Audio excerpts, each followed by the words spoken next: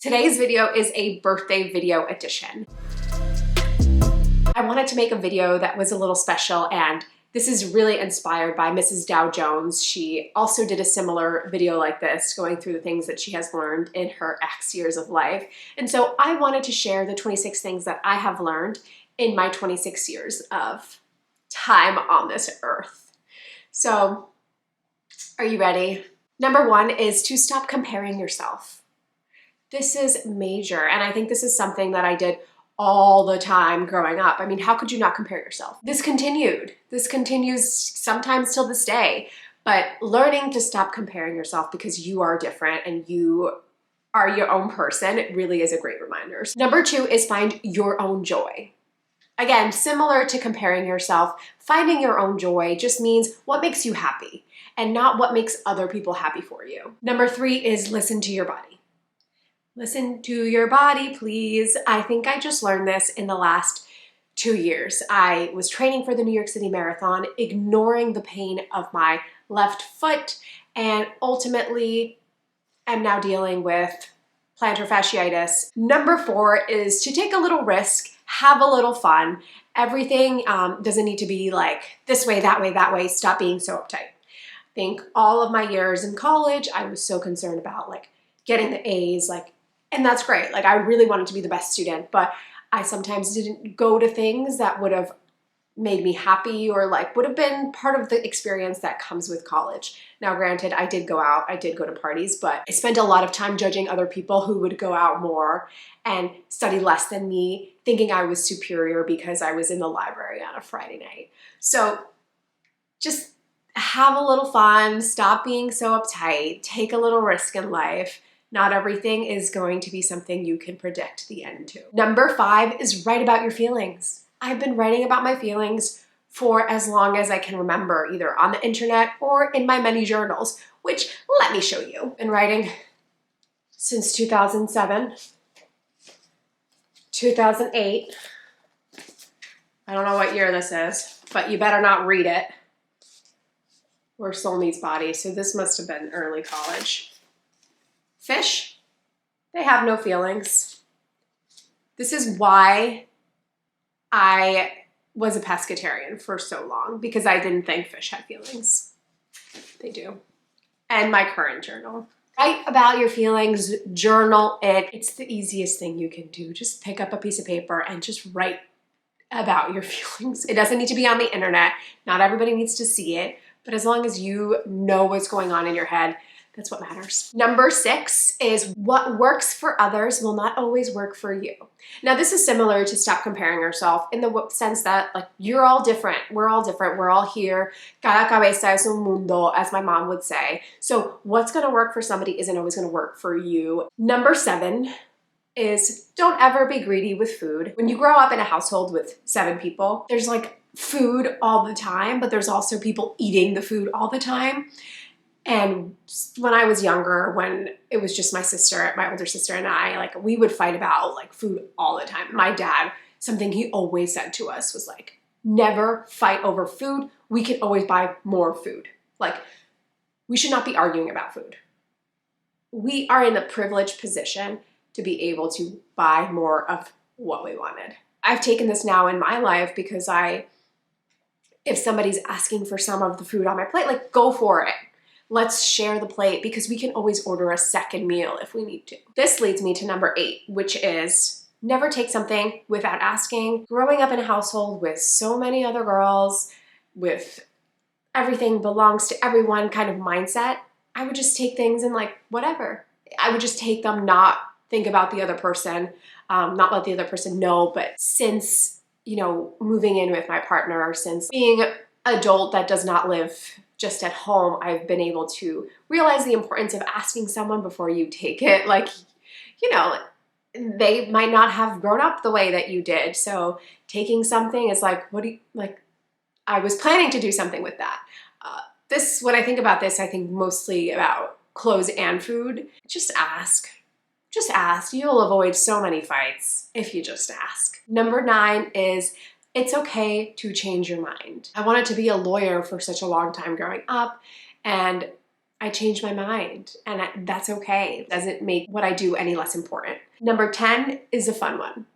Be okay being sober. Be okay with yourself, be okay being with others, being 100% sober with no alcohol. In 2019, 2 years ago now almost, yeah, I made the decision to have a sober year. I was sober curious.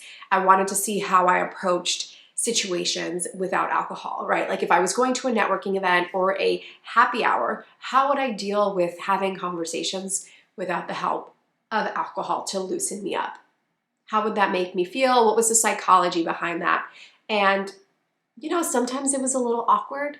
Sometimes it was a little uncomfortable. Sometimes I didn't know what to say. Sometimes I didn't know if the conversation would lead anywhere, but it taught me to be really okay with just being with your thoughts. Number 11 is an important one, a deep one. I'm not going to be able to go into the details in just 1 second in a video, but it's to love and respect yourself. You might think that you do. You might think that you do love and respect yourself, and then don't realize that you don't until you're like, I need to be sober with myself. I need to be alone. The most important relationship is the one that you have with yourself. And if you don't love and respect yourself, how do you expect you to be able to do that with anybody else? And so you are the person that you have to live with for the rest of your life. How are you gonna be okay with who that person is? Number 12 is always leave the house expecting to run into someone. So this is a lesson my mother's taught me very well. Always, always. Because sometimes you run into your ex at the supermarket, the airport, a coach bus, restaurant, you know, all the places that you don't expect to run into somebody, but then you do, and you're like, oh fuck, I look like I just came off a plane, because I did. But how do you prepare yourself to run into people? 13 is to tell people in your life that you love and appreciate them. Very simple, but really freaking hard to do. Just tell people that you appreciate them. Tell them why. You know how nice it is to receive a random text message that says like, you're a special person, like this is why, da da da da da. Tell people while they're still here, which leads me to 14, everybody that you know will die. Something that we need to learn. I know, this is hard, but you can thank the Flaming Lips for this, because this is the song that I'm thinking about, and that really taught me this. When you realize that everyone you know is no longer at some point going to be on this earth, you realize how important the moments that you spend with them, important it is to appreciate them and tell them how you really feel. 15 is to stop overthinking, stop sweating the small stuff. You have to stop overthinking it. Every time you overthink something, you make your body just rush with stress. You give yourself pain, and it doesn't have a good impact on your body. So just breathe. 16 is learn about what's happening in this world. I don't think I was watching or reading current events until I got to college. But I take this with me. I subscribe to daily newsletters. I really try to understand what's going on in the world around me. We need to be mindful of things that are happening and realize that we live in a global world. It's not just about like the US. Number 17 is to give without the expectation that you're going to receive something in return. Why should you live in a way where it's like, I'm only going to give you my time, my energy, a gift if I know that you're going to give one back to me? There's no point, because you're not doing anything out of the kindness or because you really want to. You're giving something because you want to receive something, and that's not really good karma. So stop doing that. Give without that expectation, and you'll be much happier. Number 18 is to stop living your life for other people, especially your parents. I come from a traditional Latinx family, and the first time I had to really think about this was when I moved out of my house to go to college. So I went to UMass Boston. Ooh, how cute am I? My first year of college, and I had to leave the state of New Jersey. I had to leave my parents' household to go to school. And my parents did not understand one parent in particular did not understand that, you know, this is something I wanted to do for myself. It had nothing to do with them, it had nothing to do with how they raised me, that I was, you know, gonna be fine. I was gonna be fine. Now, I was 17 years old when I left my house, so maybe because, you know, I was still a baby to my parents, they didn't want me to go, but I had to say, I'm doing this for me. And I know you're upset right now, or you're sad that I'm leaving, but I'm gonna do it anyway, and you can't stop me. So you're either gonna be with me or you're not. And in the end, they were with me. Again, this happened when I moved into my first apartment in New York City with Ari.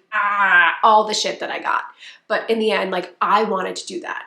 And I'm sorry that it didn't make you happy. It wasn't what you wanted. It wasn't what you had planned for me. I was gonna do it anyway, and living your life that way without hurting people, of course, or like deliberately like trying to be an asshole. Number 19 is consistency is key. This isn't everything. This is in your goals, in your like learning the skills, in friendship. There's gonna be days when you're like, why am I still doing it? Why am I doing this? Why am I working towards this? I really don't want to be doing it, but you have to be consistent because over time it's going to work out if you're doing it and doing it and doing it. You're not just going to like do it once and then hurrah, here it is. So you have to be consistent. You have to show up. It's part of being like consistent, being somebody that people can know they can depend on. Though that does lead me to number 20, which is move on and don't waste your energy on people who don't waste their time or energy on you. This is friendships, relationships, any kind of thing, really. When you're putting too much effort into making something work and the other person isn't, it's going to be one-sided and it's going to leave you burnt out and stressed out and maybe ignoring other friendships that could be better off putting the effort in. So, if you notice yourself, and I say this after reading Big Friendship from Aminatou Sow and Anne Friedman, like, you shouldn't just let go of friendships because, you know, they're not texting you. No, I think you should try to make it work. You should text them. You should try to reach out. But if you notice that you're the only one that's reaching out, you're the only one that cares about carrying that conversation along, then you need to do what's best for you and just say, listen, I'm gonna spend my energy here instead. 21 is to think about the planet. Think about the planet. And it's funny that it falls on 21 because I think when I was 20, turning 21, I really started to care a lot more about sustainability. I was 20 in my senior year of college, 21 after I graduated, and I really started digging into sustainability and the environment because I just felt like this is the one planet that we have that we know we can live in. 22 is things take time. Be patient. So this kind of goes along with the consistency aspect of things when it comes to work. And relationships too. Everything comes back to relationships. But things take time. You're not just gonna like wake up one day and just be where you wanna be. No, you have to work there. You have to be consistent, but with patience and knowing that like it's not gonna be overnight. You'll get there. Just keep going on. Keep doing the work. 23 is to do things scared. There are so many things in my life that I'm like, I really don't wanna do that. But I wanted to do it, I was just scared to do it, and I did it anyway. So in college, I signed up to do the vagina monologues. Hate public speaking, but I was like, but I love it. I love to go on stage and feel that rush beforehand. Like, I'm like, yes, I'm gonna enjoy it. And then getting on the stage, I like freak out. But I knew I wanted to do it, and I did it, and I was scared. When it came time to run my marathon, I was scared to even sign up for it because I'm like, can I raise $2,500? Can I run 26.2 miles? How will I do this? Do it scared. Sign up even if you're not 100% there yet. 24, 24, 24. The only way out is through. The only way out is through. Okay, so I recently went, what is it called when you like, I did a ropes course recently. That's what it's called, a ropes course. And I did it as a gift for my little sister, all of my little sisters. And I was like, yeah, I'm not gonna be scared. I'm not really afraid of heights. I got this. Like, this isn't scary. But once I was in that course, like up on the top of the course, I was freaking out. But I kept telling myself, like, the only way out of this is through this course. Remember that when you're going through something that you're like, I'm never gonna get out of this. 25 goes back to the sustainability from 21. This is like, learn to live with less, learn to need less things in your life. 26 is something that I'm really trying to learn in my 26th year, or tried to learn and still learning. It's to look at, you know, other people as collaborators and not your competition, right? We're all in this and we're all different. This is back to comparing yourself. You're not competing with anybody. Nobody is ever going to be just like you. So those are my 26 lessons, things I've learned in my 26 years on this earth, on this planet. And if there's something that you've learned in your years of life, like, please share it with me. I want to keep learning. I want to never stop learning. That's another thing. I hope to never stop learning. But anyway, if you enjoyed this video, if you want to meet with other Latinas to talk about money or life, join our Latinas Get Money Slack community. So I will see you in my next